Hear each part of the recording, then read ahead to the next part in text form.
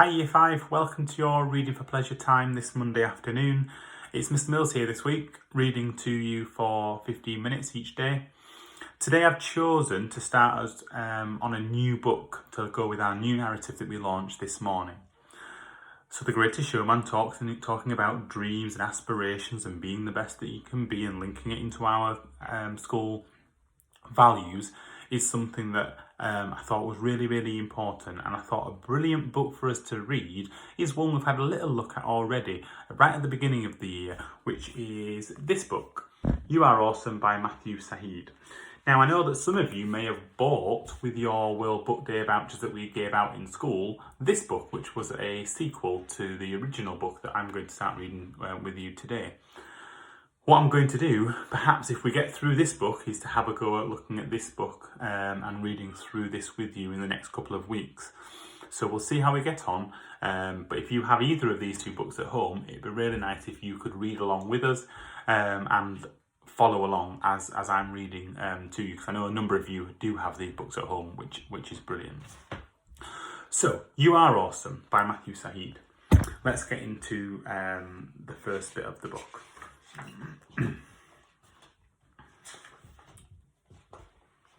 All about awesomeness.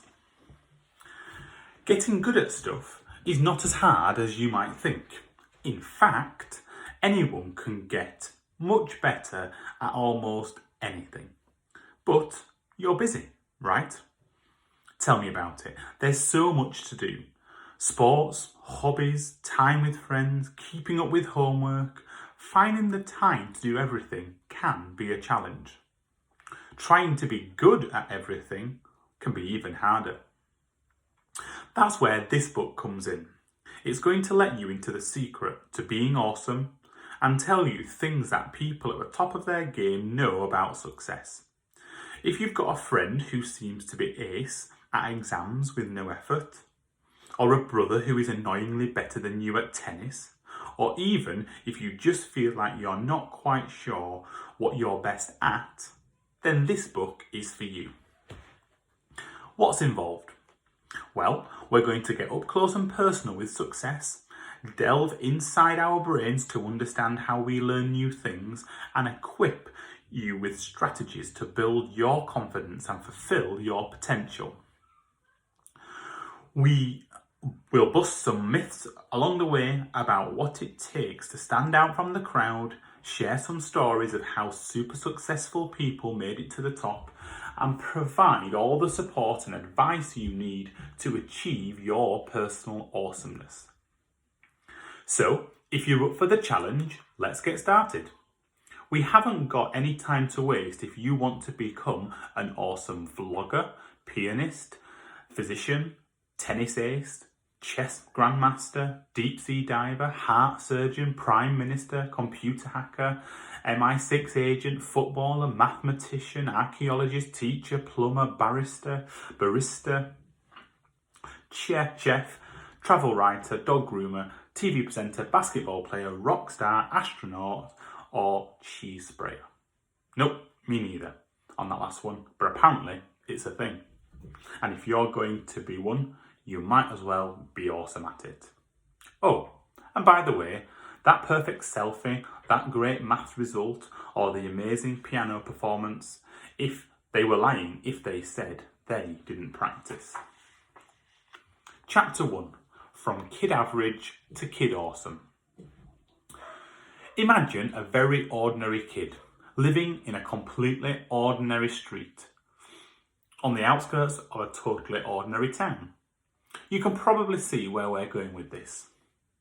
This kid, let's call him Kid A, probably spends his weekends hanging out in the ordinary shopping centre and then goes home to eat an ordinary dinner in his ordinary house. Yep, you've got it. It's all fairy or ordinary. As for the town's famous sons and daughters, you know, people born in the area who went on to do great things and change the world, well, there really aren't very many. Apart from a TV weatherman and a guy who might, nobody's quite sure, have invented a crucial bit of the tumble dryer in the 1980s. But that's it. Honestly, This place is duller than a dry, dull day in Dullsville. So, I hear you asking, why are we beginning this book here? What's the point of zoning in on Kid A in his ordinary bunk bed in his ordinary bedroom? Well, that's exactly the point. Kid A is ordinary, just like any other kid, perhaps just like you. But something amazing is about to happen. Kid A's life is about to change forever. Now, he isn't going to be bitten by a radioactive spider or struck by a thunderbolt that gives him superpowers. Instead, returning from school one day, Kid A's mum and dad are outside the house waiting for him. They're up to something. Kid A is sure of it. His mum is hopping backwards and forwards like an overexcited frog, and his dad is smiling. Yes, smiling. And Kid A knows that this can only mean one thing. They've got some kind of surprise in store. Close your eyes, squeals his mum mid-leap. Kid A complies, but inside is seriously hoping this doesn't turn out to be anything like the last surprise they pulled. The one with a trampoline, which ended up with an embarrassing call out to the fire brigade. With great excitement, Dad hauls open the garage door. Right, you can look now. For a moment, Kid A thinks he's missing something.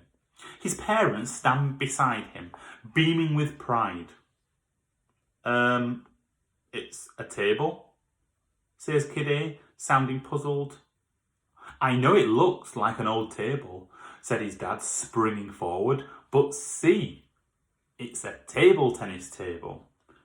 Before Kid A can respond, his mum thrusts a table tennis bat and ball into his hand, and before he can say ping pong paddle, he's facing his dad across the net. What are you waiting for? His mum shrieks, now close to a mild frenzy. His dad is also looking positively dangerous, like he might injure himself or someone else in the close vicinity. He's doing wild warm-up stretches with his legs and bending into positions that Kid A had never seen before, except maybe the ones you might see in a pretzel. Come on, let's have a go, his dad shouts from the other side of the table. Kid A stares over the net at his dad. His evening really has taken an unexpected turn. But in spite of this, he holds the bat ready and waits for his dad to serve. And this is where we press the pause button on the story. Why? Because Kid A has reached a big fork in his life. And it's not the kind of fork that you might eat your dinner with. The kind where he faces a choice between two paths. One path will see him carry on living his ordinary, unremarkable life. The other path will take him on an awesome and incredible journey. And it all comes down to what happens next. But let's save the best until last and begin with the path that leads Kid A to becoming Kid Average. Back to the story. Concentrating hard, Kid Average waits slightly longer than he thought he might have to. His dad went back into the house to get his Lucky Sports headband. Next thing he knows, the ball comes whizzing across the net like a bullet. And Kid Average misses it completely. Well, that was unlucky, he thinks. Dad seems good at this. Maybe he just got lucky that time. Or maybe it was those stretches or that headband. Kid Average tries again. This time the ball slices sideways, bounces off the table and spins out of the garage door. Never mind, says his dad. Try again. Turning a fancy shade of beetroot, Kid Average is not exactly enjoying this. He makes another attempt at serving. This time the ball scrapes over the net, only for his father to return the serve with such force that the ball comes back at him like a missile. It connects with the end of his table and then hits him full force on the elbow. Come on, buddy. shouts his dad, still jumping about like a pro. You can do better than that. Kid Average collects the ball from the garage floor and considers asking for the headband to use as a bandage. He shuffles back to the table, but his heart just isn't in it. As far as he's concerned, he could face further humiliation from his dad, who seems to have found his inner Olympian, or be in his bedroom with his games console. Just then, the console wins. "No, look, I've had enough," he says, setting the bat on the table. "But thanks anyway." For a while, his parents blame each other, or rather, his mum blames his dad for being too competitive. But it quickly becomes clear that Kid Average just doesn't have the fire in him to take up the challenge. "But I'm not good at it," protests Kid Average when his dad suggests a game the following week. And, to be fair, his bruises have only just faded from the last time. "Why don't you practice with Andrew?" his mum suggests. This is Kid Average's worst nightmare. Never mind his dad. His brother is more competitive than Mo Farah in the 10,000 metre final. There is no way he wants a pacing from that muppet, who is bound to tell everyone at school about him. "No thanks," sighs Kid Average, who takes himself off to his bedroom. "He's bound to be better than me anyway." I've had enough. I'm not good at it. He's bound to be better than me. Time goes by. His dad takes up golf, and the table tennis table in the garage begins to gather dust. His mum piles his dad's new golf clubs on it for a while, before she gets fed up with the lack of space. Eventually she takes it apart, stacks it to one side, and sells it to their next door neighbour for an absolute bargain. Meanwhile, Kid Average continues to shuffle through life. His school report suggests he could try harder, but it never really happens. In his eyes, challenges are obstacles and definitely best avoided.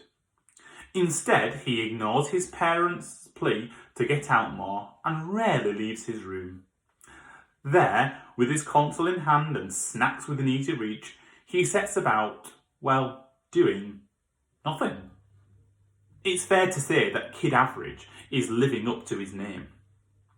But one day he's surfing through sports videos, looking for something to pass the time, when he comes across a live stream of the National Table Tennis Championship Finals.